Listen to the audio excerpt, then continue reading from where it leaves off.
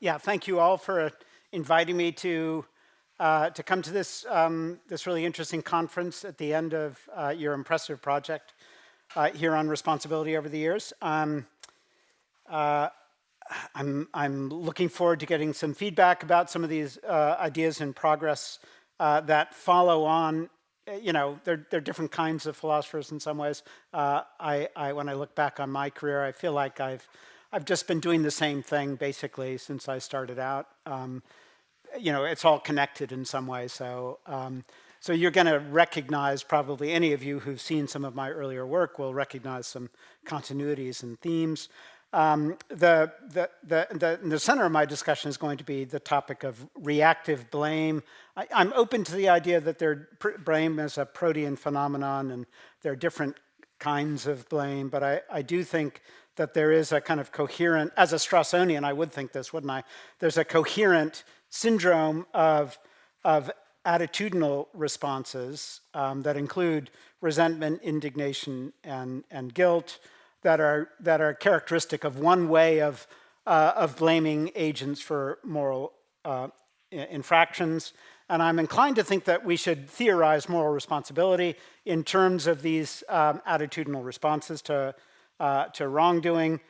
So we obviously need to understand reactive blame and its attitudinal features and expressions if we really want to understand responsibility itself, since being a responsible agent is being a fit target of these attitudes in some ways. So my main objective today will be to think about what I characterize as the inherently oppositional nature of reactive blame. The idea is that these reactive attitudes that I've mentioned, they have an oppositional character in our social relations that is significant for the theory of responsibility in various ways. And I'm going to try to defend three claims in particular. First, I want to trace this oppositional character of reactive blame to its behavioral and affective profile, and also to our inherent sociability, our dependence on the attitudes of other people. That'll be one of my aims today. Then, drawing on this account of what's oppositional about reactive blame, I want to argue that it has distinctive value precisely in virtue of its oppositional character as a response to wrongful conduct within the context of an ongoing relationship between agents and victims. And then finally, I'm going to suggest that our susceptibility to these oppositional attitudes amounts to a form of social power, which is something that is inherently morally fraught, but also bound up with our participation in human relationships. Okay, so that's the agenda. That brings me to section 1, which is on resentment as social friction. So I think I'm going to take resentment to be the paradigm reactive attitude, again, following the or text for the Straussonian tradition, freedom and resentment. I've come to think increasingly that there are lots of reasons for prioritizing this attitude amongst the reactive attitudes, and I'll come back to some of them a little bit later.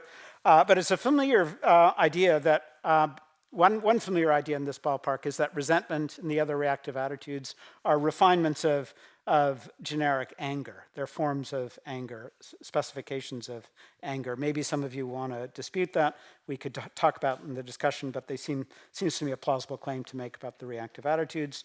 Resentment and other forms of anger familiarly have both a target and an occasion, right? You're angry, you resent someone, or you're angry at someone for something they've done, right? The person is the target.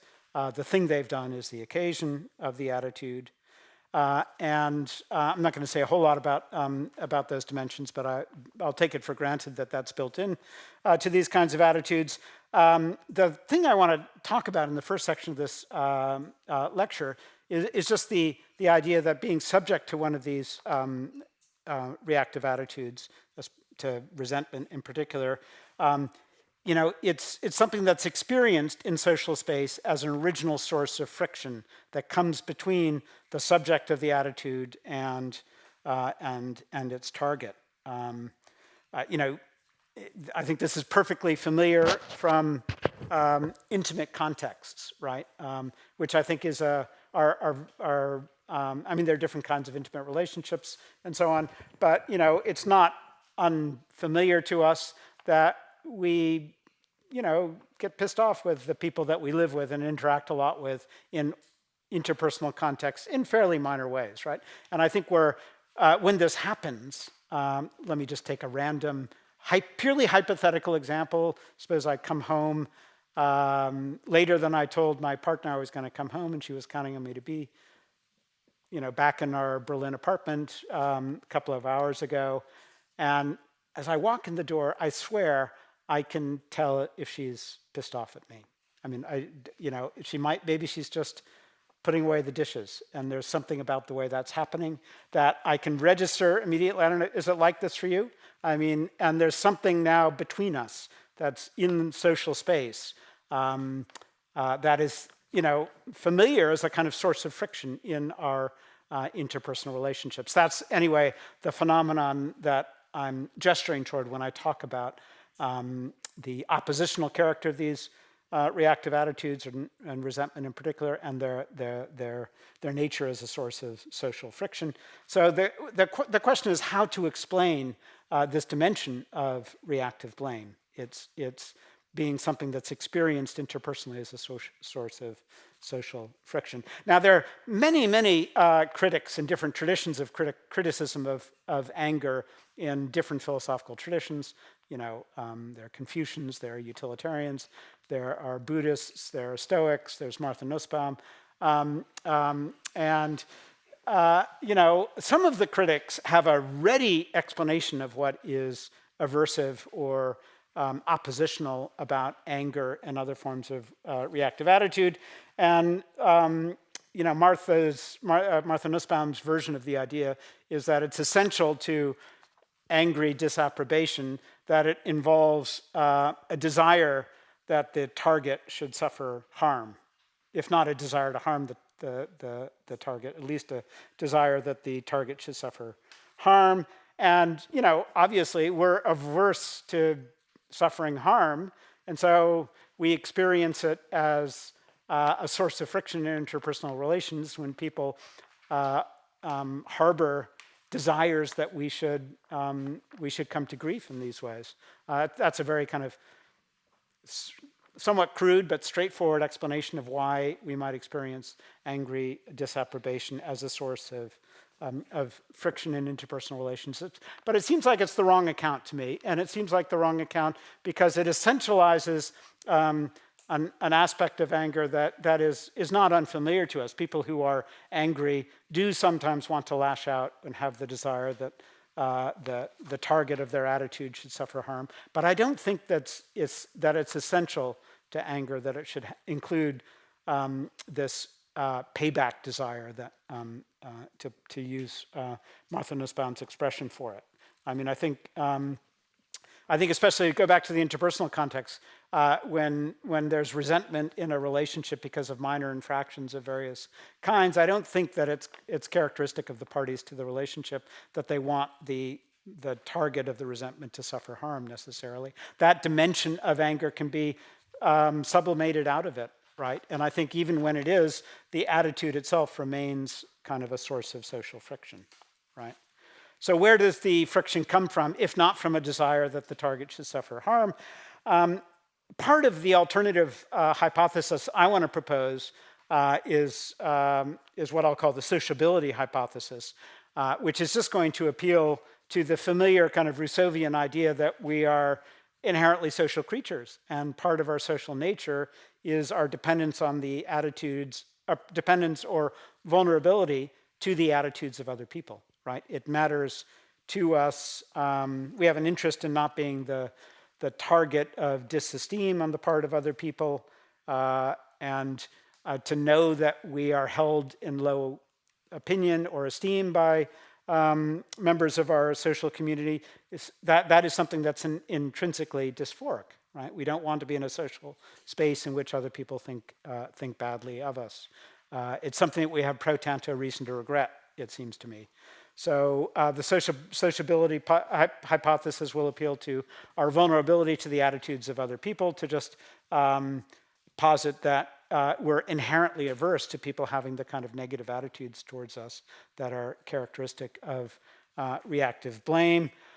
In some ways, this is it's the reverse side of our concern to stand in relations of recognition to other people. We want other people to acknowledge us as sources of claims. And that's a different aspect of our social nature, but I think it manifests also negatively in our experiencing it as aversive and dysphoric when other people hold us in low esteem. This is, of course, a generalization. Like all generalizations over human populations, there are exceptions. It's hard in the current American political moment not to think of, the example of the extreme narcissist who might not really matter if people are all riled up about him. I'm going to use him in this context. As long as they're talking about him, as long as he's the center of the narrative, that's really all that matters. And, if people are angry at him, it's a good day because, he's the focus of attention and so on. I'm saying that most of us are not like that. We don't just want to be at the center of attention. We want people to hold us in esteem or to think well of us, and we're averse to a social situation in which people think badly of us, right? So I think the sociability hypothesis is part of the explanation of why we experience resentment as aversive, as a source of social friction. We have an interest in not being the target of negative attitudes, and resentment is certainly a negative attitude that people have towards us on account of the way we've treated them. But it's only part of the story, right? Because obviously it doesn't distinguish reactive blame from other negative judgments or emotions of assessment that people might have towards us. They might dispassionately judge that we are bad people or that we've acted wrongfully. That's also something that we should, according to the sociability hypothesis, be averse to. Their negative judgments of us might be emotionally affected, but in ways that don't involve reactive blame. We might follow Dirk Pereboom in talking about sadness or disappointment, attitudes like those. Those would be emotionally affected forms of negative assessment. And according to the sociability hypothesis, we don't want to be the target of those kinds of emotions either. So, it seems intuitive to me that resentment and other reactive forms of anger are kind of more aversive than these kind of other forms of negative assessment, and that's something that we still need to make sense of. And at this point, I think it's useful to just point towards the action tendencies that are characteristic of reactive attitudes and other refinements of anger.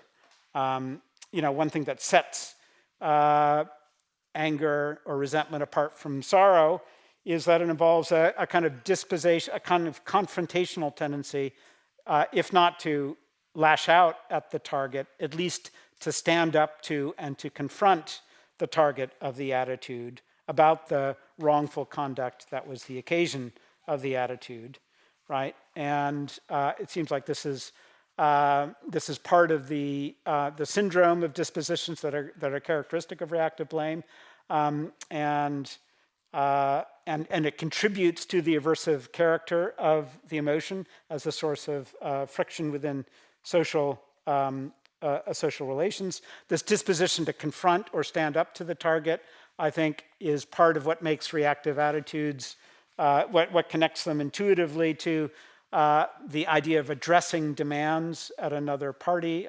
In my own earlier work on Strawson, I thought of the reactive attitudes as ways of implicitly addressing normative demands to other parties, and I think this tendency to confront or stand up to someone is part of what makes it intuitive to think of this as a way of addressing demands. It's a disposition to confront someone, and which is kind of constitutive of demanding in a certain way that they account for themselves or perhaps do better. right? And so these behavioral tendencies intensify our aversion to being the target of disesteem on the part of another party. One way they do that is by making the disesteem interpersonally very salient. If someone is merely sad about something I've done, they might just go into their room and be depressed, right? And you know, in some ways, that's a win for me because I don't have to think about their negative attitudes about me. It's not salient to me. If their disposition is to confront me about it, however, I can't really seek refuge in my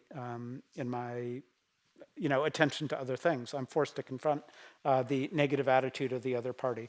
I also think confrontation is itself aversive. Again, this is a generalization over human populations. Not everyone might be like this. Some people might enjoy, the fray of confrontation with others. But I think most of us are kind of averse to confrontation, to people standing up to us and demanding an account.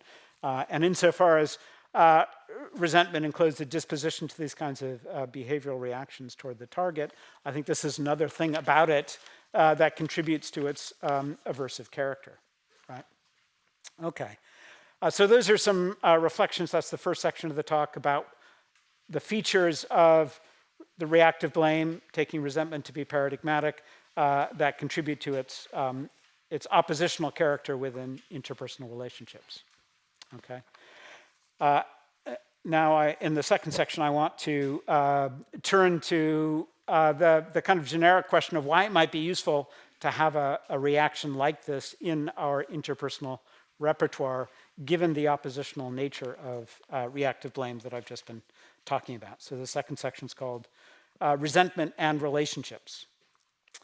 So a natural place to start here is with some remarks about the nature of the demands that are addressed through the reactive attitudes. And here again, I go back to the point I made initially in response to Gunnar's nice introduction that, I just think I keep saying the same thing. I'm just one of those kinds of philosophers, maybe. But as he mentioned, I've written a book recently, The Moral Nexus, which is about the relational character of interpersonal morality. And I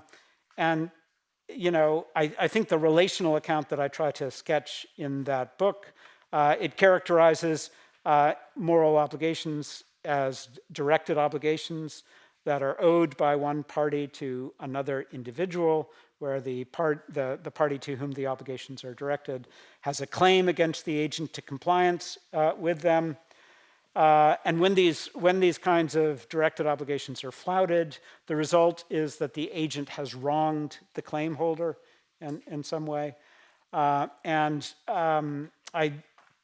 There are many things I like about this view. I think no one else agrees with it, but it seems to me a nice way of thinking about what the domain of interpersonal morality is like.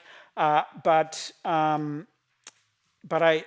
think one appealing feature of it is that it dovetails very nicely with an account of reactive blame in terms of the reactive attitudes. As many people have pointed out, the characteristic thought of resentment is just the idea that I've been wronged.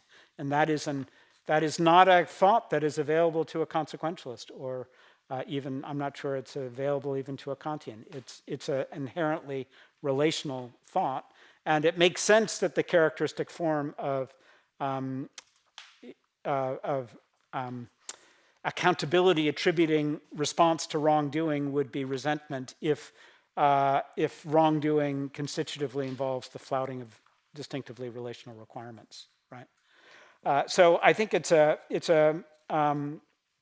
more general aspect of the relational view that one of its appealing features, it seems to me, is that it makes good sense of our accountability practices, especially if, like me, you're inclined to think of these in relational terms.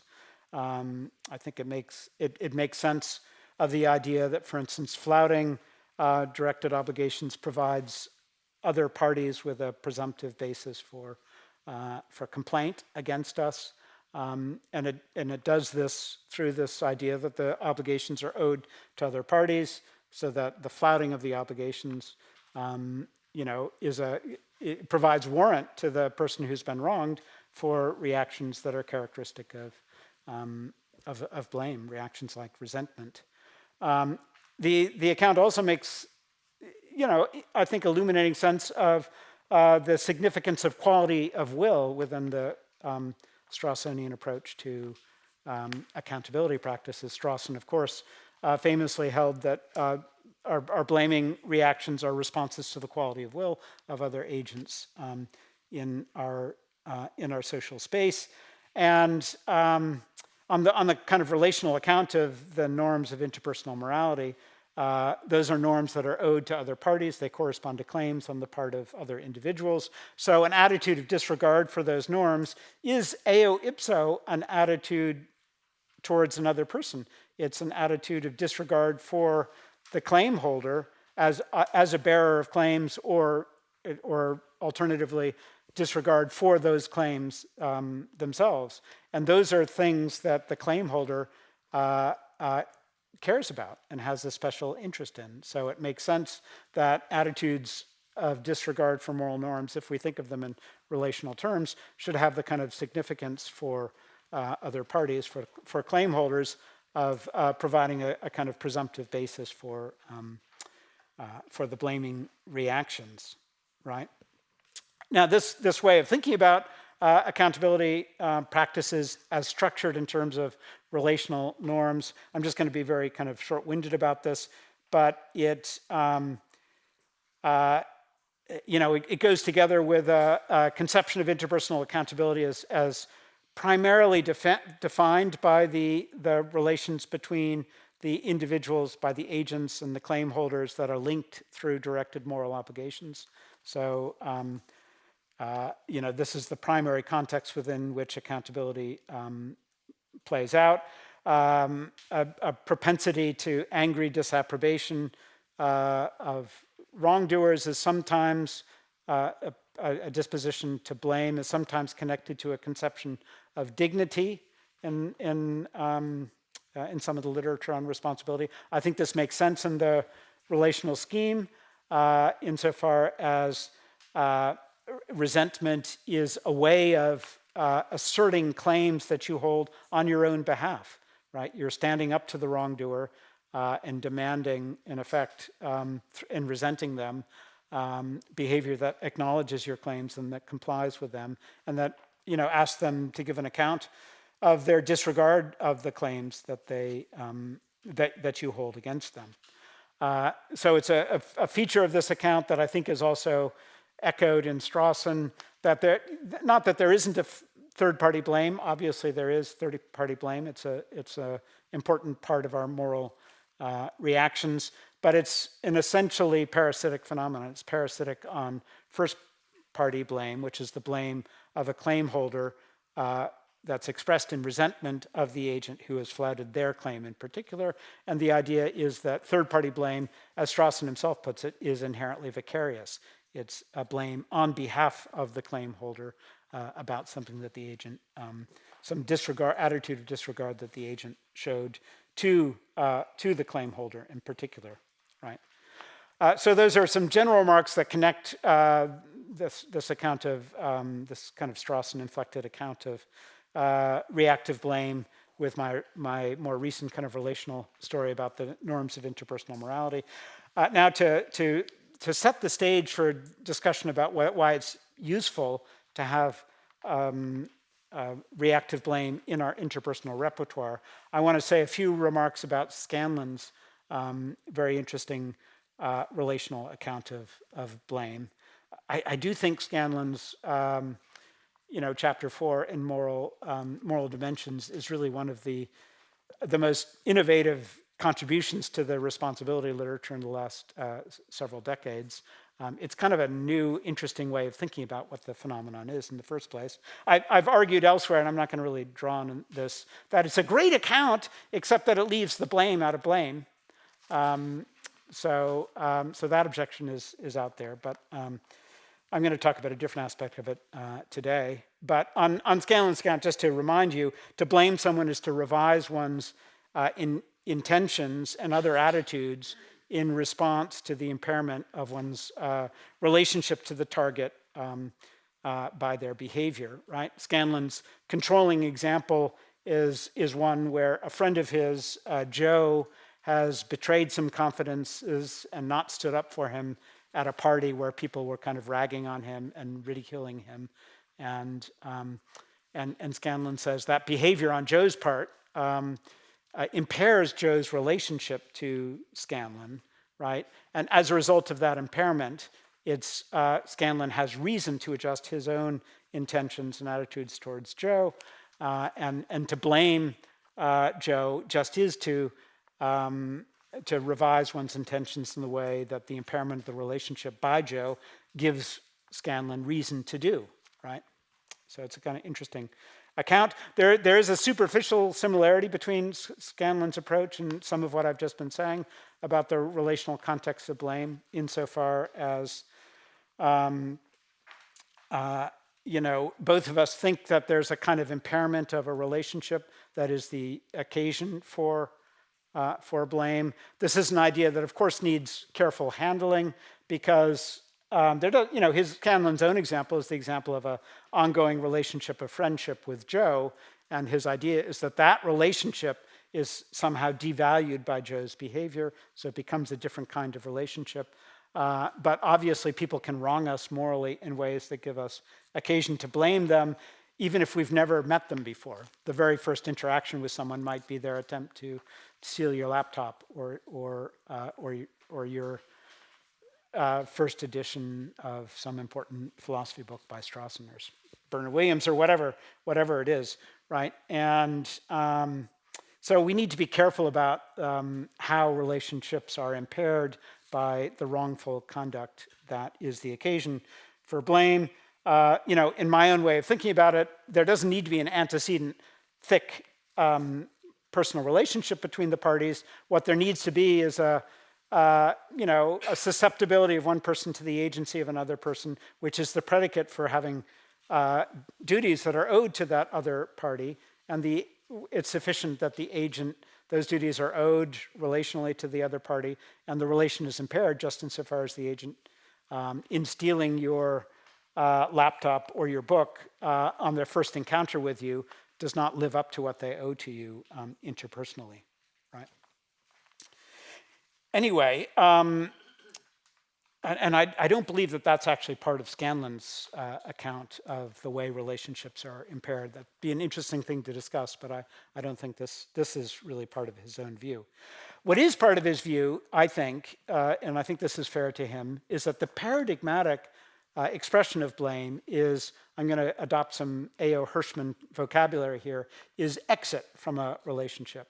And at this point, I'm going to touch on some things Mariana was talking about, I think, earlier today. Scanlon's own suggestion is that the paradigmatic response to impairments of relationship is to adjust your intentions toward the other party in the direction of withdrawal from the relationship, right? Walking away from the relationship in some sense is of the essence of blame, right? Scanlon admits, this is one of the interesting things about his account, and this is why I kind of think it leaves the blame out of the blame. You can do this perfectly dispassionately. You can judge that, Joe is no longer the kind of friend you took him to be, and so it's appropriate for you now to exit the relationship and not to cease caring about Joe and to cease interacting with Joe in the way you used to, on the basis of what he has done to you and the way that has affected the quality of your relationship to him. But that kind of walking away is something that could be done in a completely dispassionate spirit, right? And I think Scanlon's right that there is a coherent syndrome of responses here to the impairment of relationship that would involve adjustments primarily in your intentions in the direction of withdrawal from or exit from relationships in response to their impairment by the target. But I think we would be poorer if that was our only syndrome for responding to wrongs that are done to us. And this is where my positive claim comes in. I think we need a way of responding to moral infractions that affirms the continuing importance to us of the relationship between the parties that are affected by the wrongdoing. And I think reactive blame is well suited to this role in virtue of some of the features of it that I've already canvassed, right? Now, just to set the background to this, I think it'd be helpful to distinguish three things here that are apt to be mushed together in discussions of the impairment of relationship through wrongdoing. One thing is the relational harm that the wrongful action involves, essentially, and I think this is really understood in essentially normative terms as a matter of a normative injury, right? It's the wronging that the agent has done to you by disregarding your claims. You've been wronged, and that is what I'm understanding as the relational harm, and it's constituted by a failing on the agent's part in relation to an obligation that they owe to you specifically. So there's the relational harm, there's the larger relationship within which this harm occurs, right, which may or may not be present. If the relational injury occurs in your first encounter with someone, then there is no longer larger relationship within which this relational injury is, normative injury is situated. It's your first interaction with the party. In Scanlon's own example of his relationship to Joe, of course, there is an ongoing relationship with the other party. They were friends in some ways. And then there's a further dimension of this might be the ongoing interactions between the parties, whatever the character of the larger relationship between them might be. If we go back to the Scanlon and Joe example, maybe they're colleagues in the same department. So even after Scanlon withdraws from the relationship and stops caring about Joe in the way he did before as a friend, they're still going to see each other all the time in the office. Let's assume that they still go into the office occasionally, even after the pandemic. And so they're going to be interacting with each other, though those interactions will not have the same character that they would before Scanlon withdrew from the relationship. Now, in these terms, I think one point that's just important to note is that exit from the larger relationship is not always possible or even desirable, right? I mean, again, if we go back to Susan Wolf has this beautiful paper that I'm sure you all know about blame Italian style, also arguing against Scanlon's account of blame and urging the importance of the kind of angry attitudinal dimension of it. But her paradigm examples of that are all kind of getting pissed off at her daughter for taking her shoes without, things like that. I mean, things that are happening in the context of relations between intimates who basically love each other and care about each other very much. In the context of those kind of relationships, of course, exit is not desirable. It may not even be an option, really, for the most part. There's that remarkable film and book that many of you have probably seen, Women Talking, that is about similar things, about the wrongs that are done to the women in this very traditional religious community. And they eventually decide after days of conversation with each other that the best strategy is exit. They leave the community altogether. But it isn't easy for them because these are people they've loved and have been in significant relationships with. They just saw no path forward. But in a lot of contexts, interpersonal contexts, exit isn't really an option. It's not even a desirable, even if it were an option, it wouldn't be a desirable one.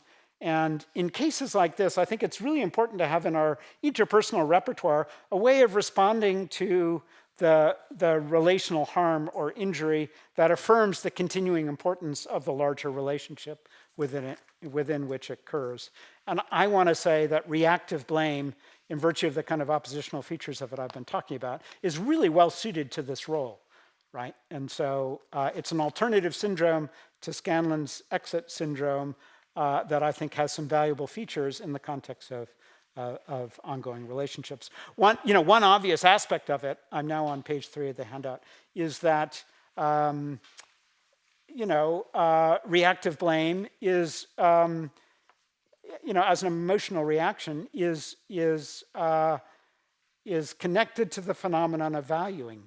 It's a way of valuing an ongoing relationship that where the attitude of valuing the relationship is just manifested, among other things, in a propensity to a certain kind of emotional distress when the relationship has been damaged in some way. So you're emotionally exercised by the failing of the other party. But the fact that you're emotionally exercised by that shows that the relationship itself matters. It matters to you how the other person interacts with you, in part because you value the ongoing relationship that you have with the party. So, and that's not, again, that's not a feature of Scanlon's account. Remember, modification of your intentions in the direction of exit could happen in a completely dispassionate way. He says, you might be sorry, but you might just leave.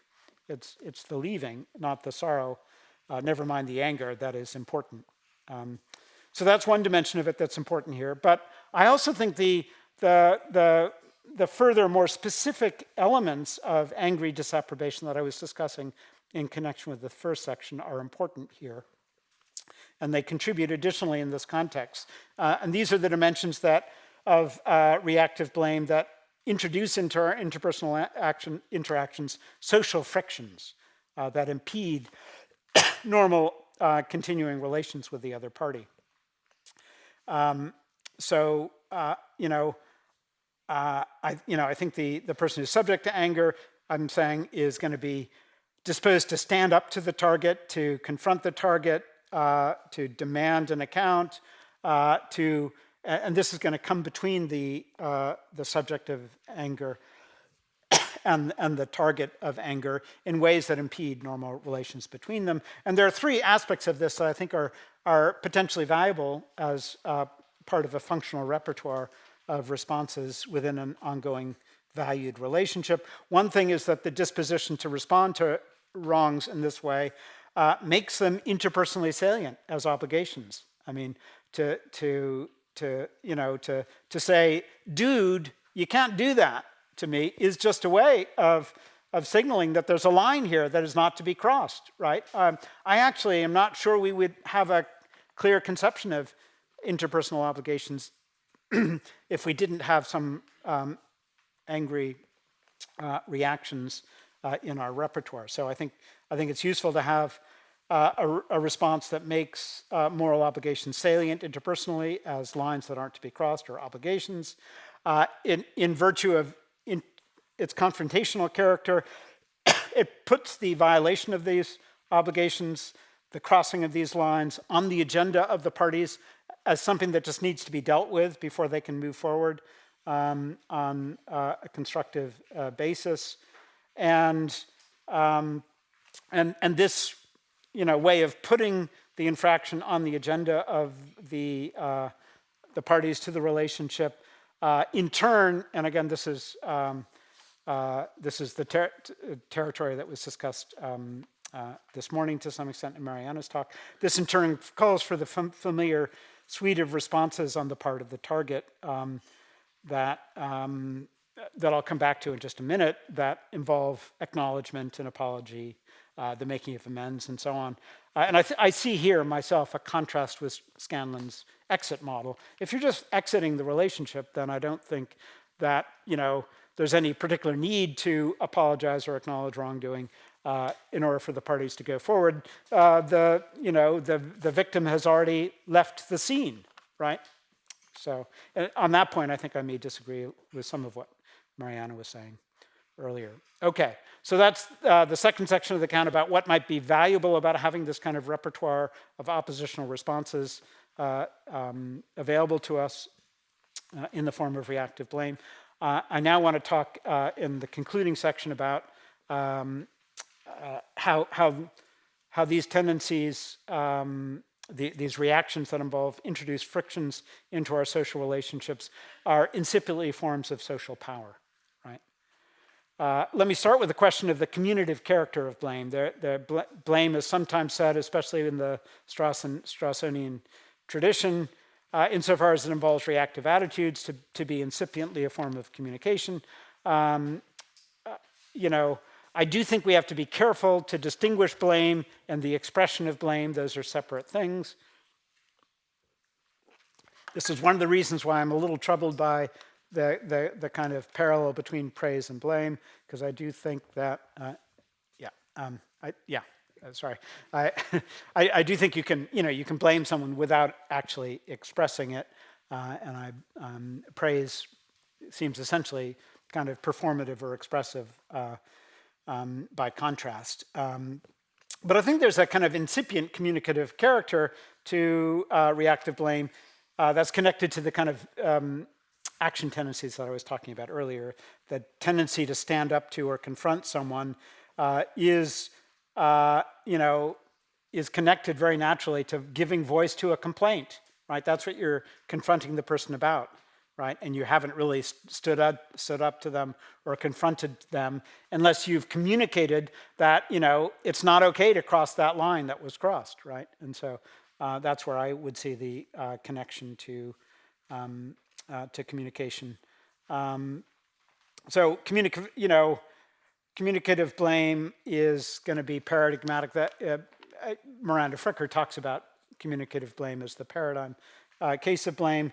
I think it's paradigmatic insofar as the tendency to communication is constitutive of the reactive attitudes and their characteristic action tendencies, which is not something that Miranda herself would say, because I don't think she's really a Straussonian about blame in the way that I am.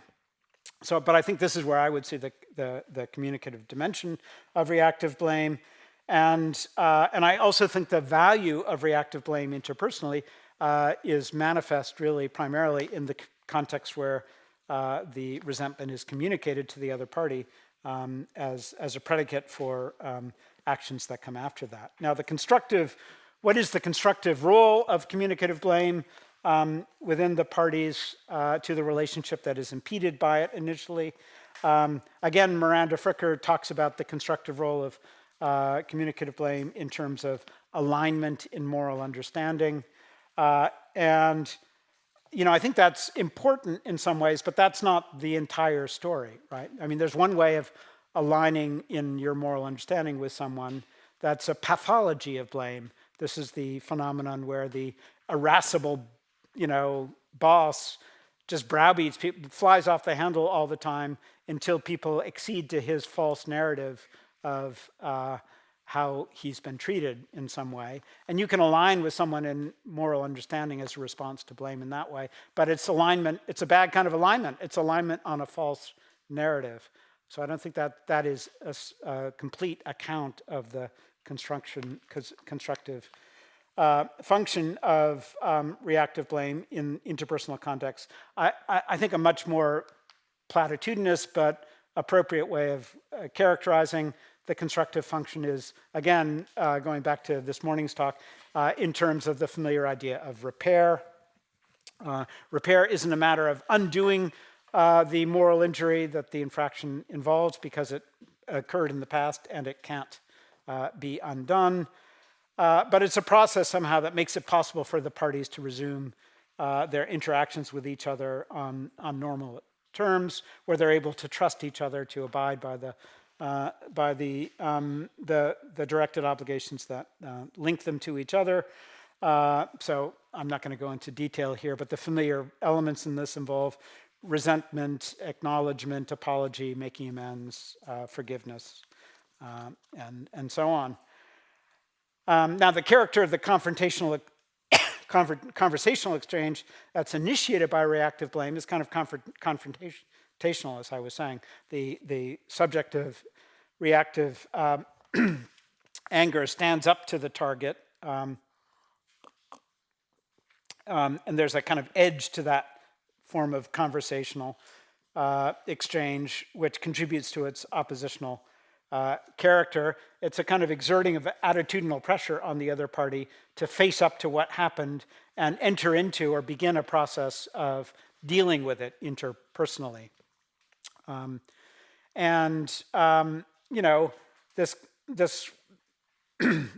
This is in virtue of the kind of oppositional character of the reactive attitudes that it's a feature of it that they exert this pressure on the other party, which I think is a form of interpersonal influence. It's a way of influencing them to face up to or deal with the thing that caused the reactive blame that has now come between the subject and the target. So it's kind of attitudinal pressure, which has a kind of influence on the other party.